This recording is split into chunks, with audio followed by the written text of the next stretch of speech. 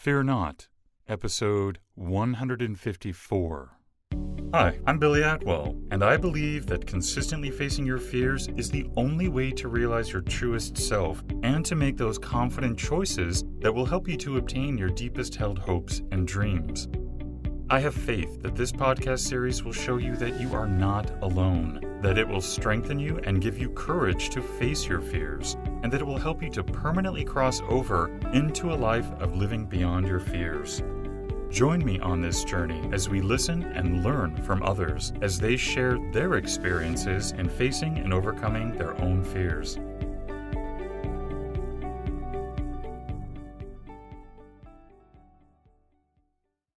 Hello, everyone. Today, you and I are going to be joined by Sweinman. Welcome, San. How are you today? I'm great, Billy. Thank you for having me. Are you ready to fear not today? I think I am, yeah. Sam is the author of Win at Losing: How Our Biggest Setbacks Can Lead to Our Greatest Gains. He has also been the digital editor for Golf Digest since 2009.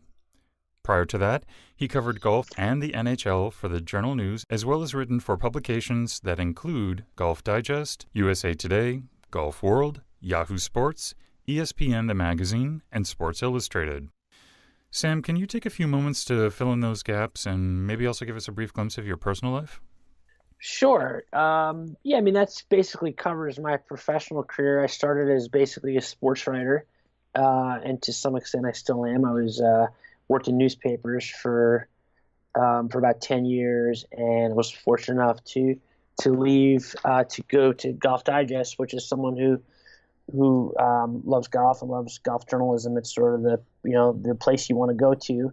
I've been here since 2009, and in part because of my experience covering golf and writing about golf, but also as someone who's very involved with my boys in terms of coaching them in sports and just being around a lot of sports, I became intrigued by this topic of losing and how people deal with losing, and that's what was the genesis for my first book, Win at Losing. It's basically an exploration into the ways that losing can be a really valuable experience for all of us. And it's been invaluable, for me personally, just learning about the topic of losing and how people handle it, but also being able to sort of share that with other people. And it's, like I said, personally, I spend a lot of time coaching my boys in hockey and baseball and other sports, but also helping them through, just challenges of being little kids. And it's been, a really great foundation to draw on in sort of talking them through various challenges. Sam, would you also share with us today one of the biggest fears that you've had to face? Sure. I guess one of the biggest fears I've had personally is, I've had, I dealt with anxiety. And I remember when I was in college, I always felt like I was a very easygoing, positive person. And when I was in college, my junior year, it's very sort of specific memory, it had like a full-on panic attack, anxiety attack. And that was really fearful, or that was really a fear-provoking incident for me, because it was such a departure from how I thought I should feel and how I should be. And I've had bouts of anxiety throughout my adult life, and it's always a really daunting thing, because I feel like I'm a pretty resilient person in so many ways and a very positive person, like I said. But when you're sort of facing anxiety, you don't feel like yourself, and you don't feel like you have the sort of tools to deal with challenges as well as you could. So in a strange way, it's the fear of anxiety, believe it or not, is probably one of my greatest fears, because it has shaped how I feel about my ability to deal with challenges. So how do you deal with that? Well, I think the biggest thing is knowing that it passes. That's a huge thing. That knowing that it's not me. To not get too far in the weeds on it, but for instance, um, the analogy was given to me. It's like having like a sore knee where you can't run that well, or you have a bad knee. You just kind of aware that that's not your everyday existence. You're just a little bit off that day, and you have to recognize it's just something that you have to kind of work through and wait out, and so acknowledging that's not the norm, that feeling will pass, that maybe you're getting a little bit in your own head more than you'd like, and that you need to sort of recognize that. That's been hugely helpful to me. So that's one. The other thing is I'm probably around the same time I got really into just taking care of myself, fitness wise, being really physically active, and you know just being always feeling like um, I'm taking care of my body, because that really shapes how how strong I feel in various ways. So that's been a huge resource, and certainly, um, you know, music and books and surrounding yourself with people that you love. Those are all parts of it as well. It's just kind of building up this support system, both internally and externally, has been really important to me. Have you come across books that you might be able to share with us today that have helped you to, be where you are today and to face your fears? Yeah, I mean, it's funny. Taking a step back for a second, one of interestingly enough, I've found that I've taken a lot of solace in books that talk about, um, how to be more resilient and have the proper mindset to deal with challenges. Certainly, in my book, I talk a lot about um, the work of a psychology professor named Carol Dweck, who talks about growth mindsets and having the mindset to, how to deal with challenge in a productive way, and making sure that you at look at challenges as an opportunity and less as something that you're sort of saddled with. And so that's been hugely influential for me in recent years. Um, and then, strangely enough, I would say the other thing that's been good is, you know, reading other people's anxiety in a strange way, or reading about other people's, the sort of mental gymnastics they do on themselves sometimes, is strangely reassuring. Which is like, sometimes you realize when you're exposed to, whether it's in music or fiction or nonfiction, but just reading or hearing people having similar, moments of self doubt, is in a strange way comforting, because it makes you realize that you're not the only one that's dealing with it, and the people that you're listening to seem to be doing okay. And I take a lot of strength from that as well. So that would be part of it as well. Are you ready for the speed run? Sure.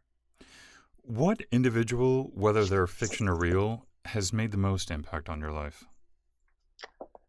I would say, as someone who's made a living around the written word and writing, I had a college professor at the University of New Hampshire named John Young, and I was a sophomore in college. I talked about kind of this period of my life in which I, had moments of anxiety. Actually, um, he was hugely beneficial to me, because he was someone who really infused me with a lot of um, sort of confidence with my ability to write, and to write well. And he was a novelist himself, and a pretty acclaimed novelist. And he just took a lot of interest in me and my writing, and made me feel like it was something I could do with my life. And I always say that my exposure to him, and being in his class, was a real turning point for me, because it was apparent to me that's what I wanted to do with my life, because someone who was that respected believed I could do it, which was really flattering, and there was a little bit of a ego boost at a time when I really needed it. If you could instantly change one thing in the world, what would you change? Um, I guess I would I guess I would change just the amount of I would like to slow things down a little bit, if that makes sense. Like, I think we all move at such a rapid pace, and we're all, I'm as guilty of this as anyone, but we're all beholden to our emails and our text messages and just kind of social media. And I would love to find a way for us to all to just take a deep breath and take a step back and not move at such a um, dizzying pace, because I feel like it's just a healthier way to live.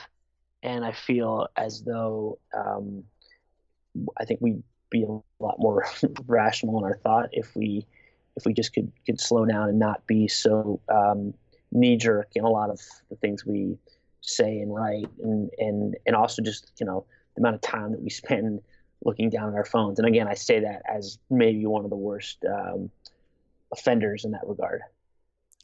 What's your biggest weakness? Probably that, probably my inability is to be in the moment more than I should be. I mean, I think I've gotten better at it. That's kind of part of what I was talking before about just taking a step back and slowing down and not getting all crazy all the time. But I do, I tend to be thinking of 100 miles an hour, and in some ways that's good, but in some ways it's really crippling, because you're just constantly, your mind's racing all the time. So to be able to just take a deep breath and think things through a little bit more, and give proper attention to whatever's in front of me, whether it's with my family, at the dinner with my wife, or even just being in front of a computer and writing an email, just giving it my full thought, I think is something that I constantly need to kind of refocus my attention sometimes. What's your biggest strength? Um, I probably, again, it's sort of all tied together. I think I'm a pretty I think I'm a pretty nimble person in regards to being able to manage a bunch of tasks at once, and being able to think things fairly quickly. Again, going back to the idea that I'd like to be able to spend more time on things, but I am at this stage in my life where um, I feel like I can manage a bunch of tasks at once and give some at some level of competence. And I'd like to think that I'm a loyal friend and a good father and a good husband, and those things are hugely important to me as well. If you could only have one book to read, what's that book going to be? That's a great question. It's funny, I'm looking up at my bookshelf in my office right now, and there's a couple of other possibilities, but kind of around that same point in my life, there was a book by the name of Richard Ford called Independence Day, which is a series of books about a character named Frank Bascombe. I don't know if you're familiar with it, but anyway, his first book was called The Sports Writer, believe it or not, which was actually not that much about a sports writer, but that was the name of the book. And then the second of those books was a book called Independence Day, and it was just one of those books that I remember when I was reading it. I remember just not wanting to be done reading it because I was just so immersed in the character and the language and the words. And so I feel like if I had one book to read, it's the type of book that I could basically turn to any page in there and just get lost in it for a while. And so I would probably be Independence Day by Richard Ford. Do you have a favorite sound? I guess the favorite sound would be crickets in the summertime, just like on a summer night. There's nothing better to me. Sitting on a porch and listening to the crickets is a real, kind of reminds me of being a kid, but also just my favorite time of year. So I would probably say that.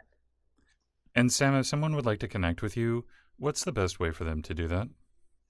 Um, I would say my website is as good a place to start, because you can reach me via email, but also my social accounts are all there. So it's my website is sweinman.com, just like it sounds. There's information on my book and about me, and some stuff I've written as well is all there as well.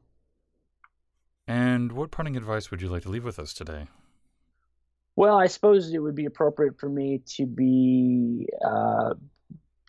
championing the message of my book, which is to be resilient and to accept setbacks as opportunities, and episodes that we can really grow from. Because they've certainly been true for me. Is that every time we feel like we've had some type of loss or failure, it feels awful in the moment, and yet those are usually the great catalysts for change and growth. And so I would say my advice would be to allow yourself to see that after the initial disappointment has passed. Allow yourself to see the opportunities that come from disappointment and setbacks.